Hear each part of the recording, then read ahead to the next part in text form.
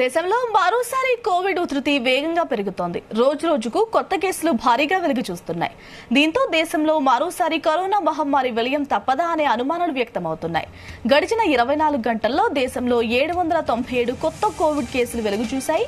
మరో 5గురు కోవిడ్ బారిన పడి ప్రాణాలు కోల్పోయారు. అటు కోవిడ్ కొత్త వేరియంట్ అయిన JN1 కేసులు కూడా భారీగా పెరుగుతున్నాయి.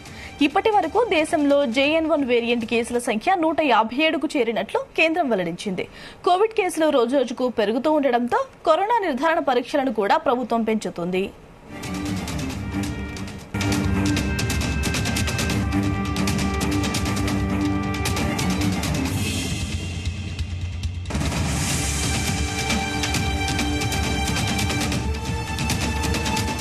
JN1 కరోనా వేరియంట్ కేసులు గుర్తించగా అందులో అత్యధికంగా కేరళ రాష్ట్రంలో 78 కేసులు వెలుగు చూశాయి.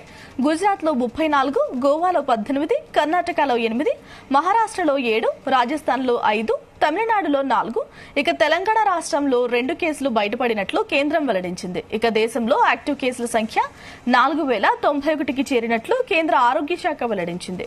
ఇక కరోనాతో చనిపోయిన 5గురిలో కేరళ నుంచి 2 ఉండగా మహారాష్ట్ర, పుదుచ్చేరి, తమిళనాడు రాష్ట్రాల నుంచి ఒక్కొక్కరు ఉన్నట్లు వెల్లడించారు అధికారులు. ఈ మరణాలతో కలిపి దేశంలో మొత్తం కరోనా మృతుల సంఖ్య 5,33,351కి చేరిందని వెల్లడించారు.